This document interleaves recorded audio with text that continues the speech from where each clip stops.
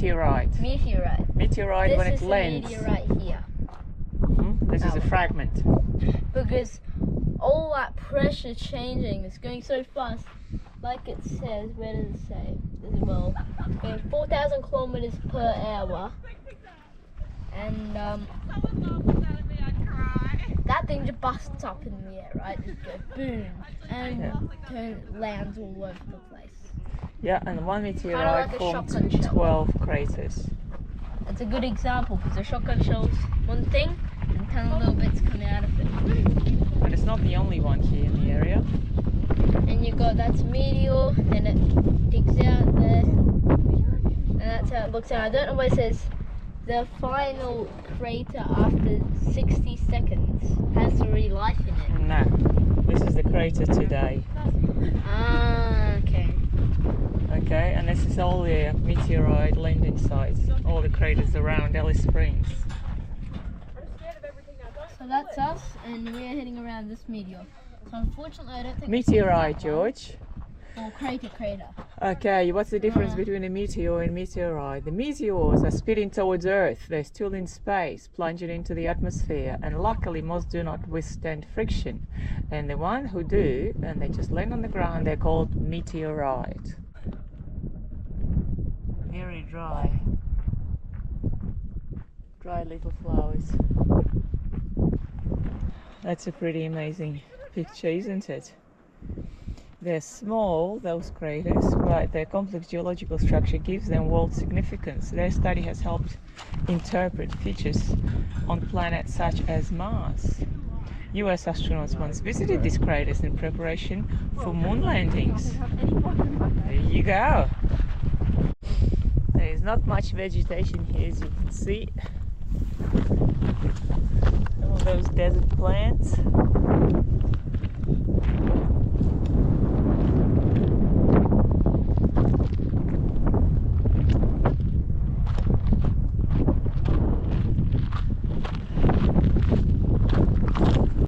The biggest crater here measures up to 180 meters, which is the main meteor hit, the main biggest chunk.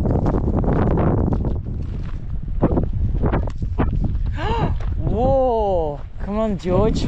Look at that. That's the crater. Let's see. It's amazing though to see how when the meteorite broke up, it didn't sort of spread over a lot more ground. So it was pretty much concentrated in half a kilometre area. Look at that. That's the crater. Is this half a kilometre, Mum? No, this one is 180 meters. You can go in. You're gonna go in. Oh, we're coming into the impact zone. And there are people there walking on the rim.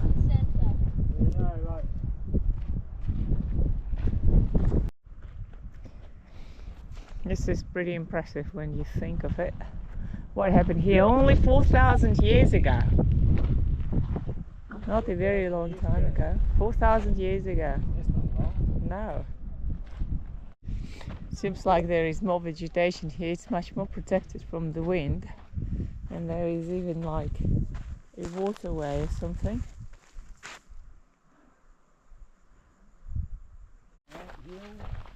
I don't know, but they have smaller rocks on them. Smaller rocks. There's a few of them here. There's another one there.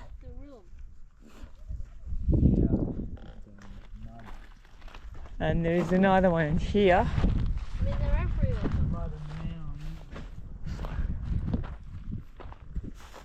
And one here. That's probably the rains brought some mud here. I don't know. Does it rain here? Yes. In the wet season? The creek Aye? flows, Mum. What? Does it rain here in the wet season? Yeah. Look at the color of this grasshopper. Little brown grasshopper, totally camouflaged. Now we're going around the crater. I can tell you it's pretty big. Might not look so big on your screen, but in real life it is.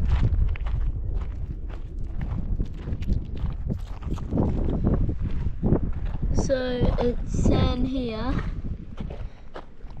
This hole is actually two overlapping craters. Hold it like The this. shock waves Yep. from the meteorite hit the earth, partly destroyed the walls between the craters. They have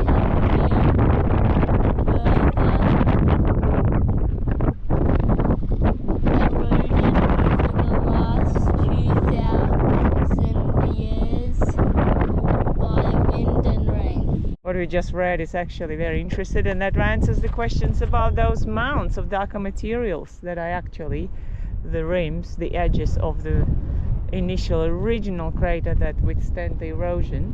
And there are two craters here, they were merged together. There are two craters here, like Mum was saying. And so if you have a lake next to your house or you're next to the ocean, you can throw two rocks in and see the ripples will merge, like what happened here. The holes just collapsed. I don't know how to say that, but collapsed. Never mind. And they were like this, like you guys are seeing now.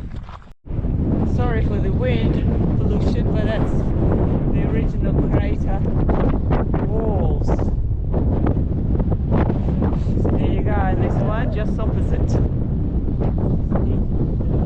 Two craters, it's obvious from this end, eh? Look at that. It's very cool.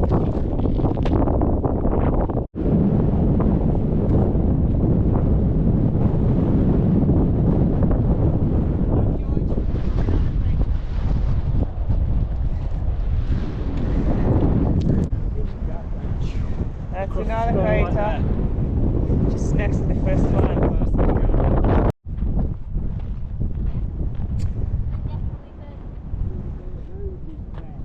So did you hear, George, what Papa said? Because those craters are so close to each other, they must have disintegrated very close to the surface, to the impact area.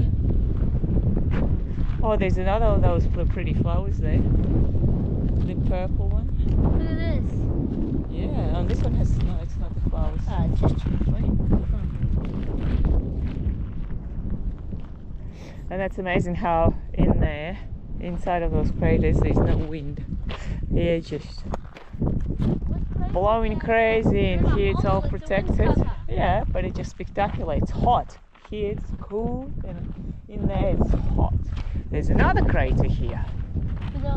That's the water crater. Dingoes! I love dingoes, it's our boat! Sailing dingoes! The crater has effectively captured the drainage of a creek that occasionally flows into it. Okay, yep, that's a billabong for the kangaroos and for the birds. There's a bird, we can hear a bird there too. And it looks a bit more like a swamp. And dingoes Got a one. lot of water in it because it's hard to trees. Yeah. And this one's got grass. There you go, that's the end of the rim walk. Look at those pretty flowers.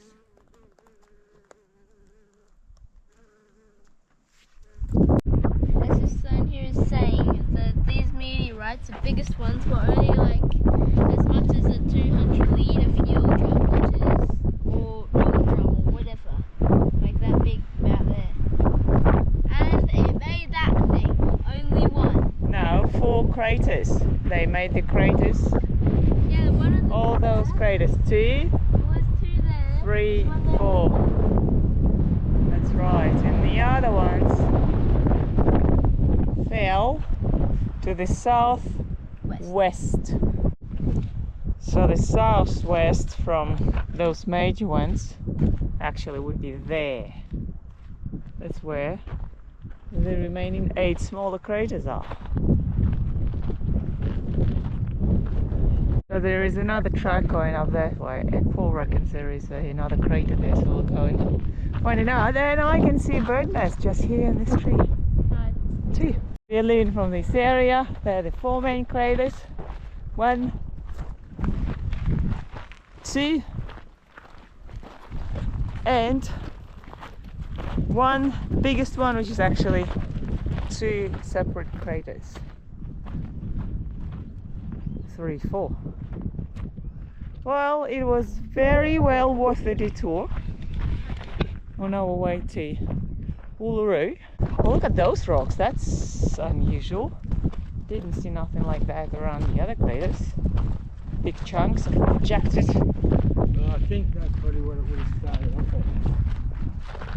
Broken down. Yeah. Sort of down the small fragments around it. That's what it would have started off. That's just where the was impacted. And I guess it was just compressed and burnt the dirt in great heat. That's a perfect little crater, this one. Isn't it? You can see it's all so it had a crust. Formed a big crust. We didn't find any meteorites, but we found 5 craters. It was great. And learned a lot. That was the Henbury meteorite craters.